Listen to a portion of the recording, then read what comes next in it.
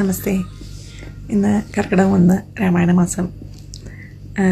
എനിക്ക് പേഴ്സണലി ഒത്തിരി ഇഷ്ടമുള്ളൊരു മാസമാണിത്.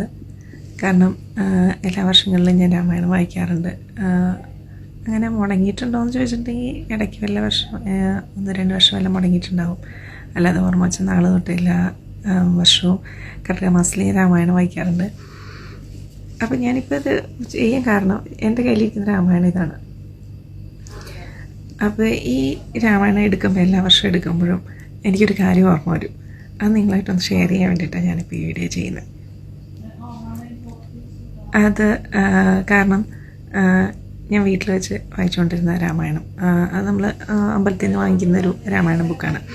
അപ്പോൾ ആ ബുക്കിൽ ഇടയ്ക്കൊക്കെ ഇങ്ങനെ പിക്ചേഴ്സാണ്. നമ്മൾ കുട്ടിക്കാലത്തെല്ലാം ഈ രാമായണം വായിക്കുന്ന സമയത്ത് അങ്ങനത്തെ ഉള്ള പിക്ചേഴ്സൊക്കെ കാണാൻ നമുക്ക് സന്തോഷമാണല്ലോ. ഈ ബുക്കിൽ അങ്ങനെ ഒരു പിക്ചേഴ്സ് ഇല്ല. ഇത് ജസ്റ്റ് ഇത് മാത്രമേ ഉള്ളൂ. രാമായണം ക്ലിപ്പായിട്ട് മാത്രമേ എഴുതിയത് മാത്രമേ ഉള്ളൂ. ഒരു പടം പോലും ഇല്ല.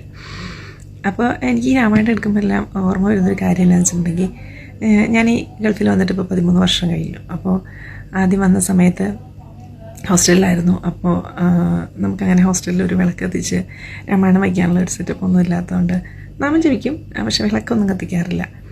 അതിനുശേഷം കല്യാണം കഴിഞ്ഞ് ഏകദേശം എനിക്ക് 1 വർഷം കഴിഞ്ഞിട്ട് വീണ്ടും ഗൾഫിലേക്ക് വരുന്ന സമയത്ത് ഞാനൊരു വിളക്കെല്ലാം വാങ്ങിച്ചുകൊണ്ടാണ് നാട്ടിൽ നിന്ന് വന്നത്. അപ്പോൾ വിളക്ക്, തിരി അങ്ങനെയുള്ള സാധനങ്ങളെല്ലാം കൊണ്ടുവന്നു. പക്ഷേ എയർപോർട്ടിൽ വന്നപ്പോഴാണ് ഞാൻ ഓർക്കുന്നത് ഞാൻ രാമായണം എടുത്തിട്ടില്ല എന്നുള്ള കാര്യം, അല്ലെങ്കിൽ രാമായണം വാങ്ങിക്കാൻ മറന്നു എന്നുള്ള കാര്യം. അങ്ങനെ ഞാൻ എയർപോർട്ടിൽ നിന്ന് വാങ്ങിച്ച രാമായണമാണിത്. അതായത് നമ്മുടെ കൊച്ചിൻ ഇൻ്റർനാഷണൽ എയർപോർട്ടിൽ നിന്ന് വന്ന് വാങ്ങിച്ചതാണിത്. അതാണ് എനിക്ക് നിങ്ങളോട് ഷെയർ ചെയ്യേണ്ടത്. അപ്പോൾ എല്ലാ വർഷവും ഈ ബുക്ക് എടുക്കുമ്പോൾ ഞാനത് ഓർക്കും. അപ്പോൾ എല്ലാവർക്കും ഒരു പുണ്യം നിറഞ്ഞ മാസമായിരിക്കട്ടെ. ശ്രീരാമൻ്റെ അനുഗ്രഹം എല്ലാവർക്കും ഉണ്ടാവട്ടെ. ജയ് ശ്രീരാം.